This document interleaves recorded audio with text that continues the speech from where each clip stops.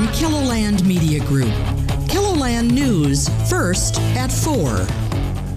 Coming up, the resistance, a probe into alleged financial wrongdoing, is getting impaired.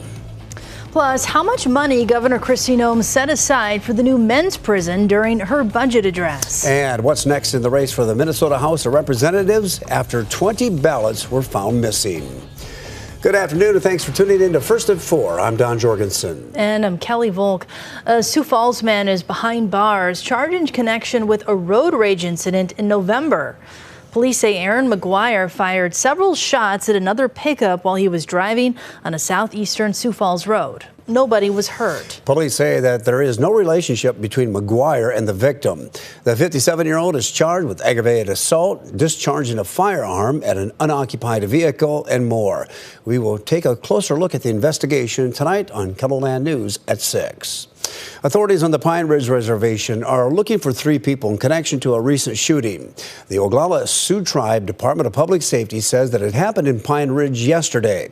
Authorities say that Dacine Highwolf, Timoni Janice, and Ryan White Eyes are persons of interest in the incident. They may be in the Rapid City or the surrounding areas. Authorities say that they are considered armed and dangerous. If you have any information about where they may be, do not approach and call law enforcement.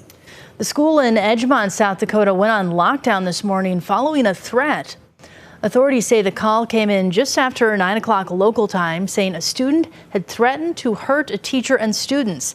Officials say the student had left the school and was believed to be walking home to get a weapon. Fall River County deputies found the student and arrested him in his home. He did not have any weapons and no one was hurt. The incident is under investigation.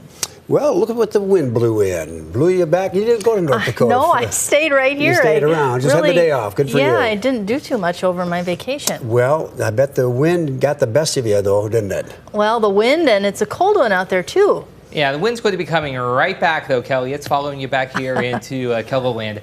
Today, though, hasn't been too bad as we go around and start things off out west. This time around, there's Terry Peak, 49 in nearby lead with a north wind at 14 miles per hour.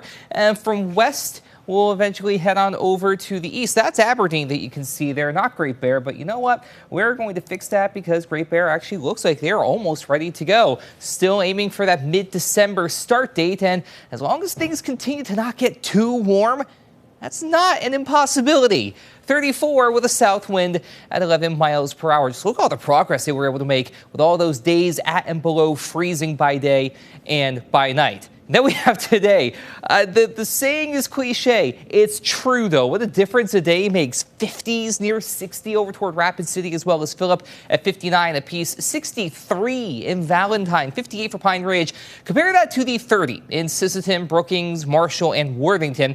37 for Mitchell and 27 in Watertown. And this is the 24-hour difference. It is 42 degrees warmer now compared to the same point yesterday in Faith and Phillip. 43 degrees warmer in Winter. 40 degrees warmer in Valentine. Even near and east of the James River Valley, only, big air quotes there, only 15 to 25 degrees warmer compared to where we were at this point on Monday. Tomorrow, though, we start to go backward again. These temperatures will be recorded early in the day, with afternoon temperatures falling over the course of the day with the passage of a cold front. It's also going to be rather windy as well, so keep that in mind. Those 30s and 20s that you see in southeastern and northeastern Kiloland, respectively.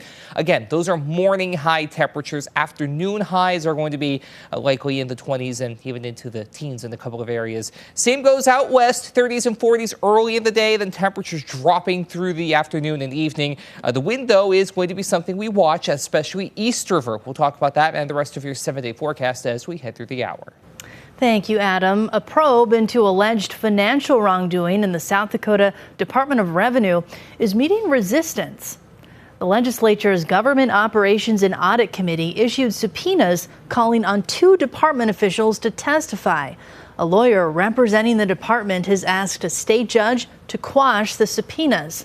The Legislative Committee's chair responded to the quash request by canceling the December 11th meeting where the department officials had been scheduled to appear.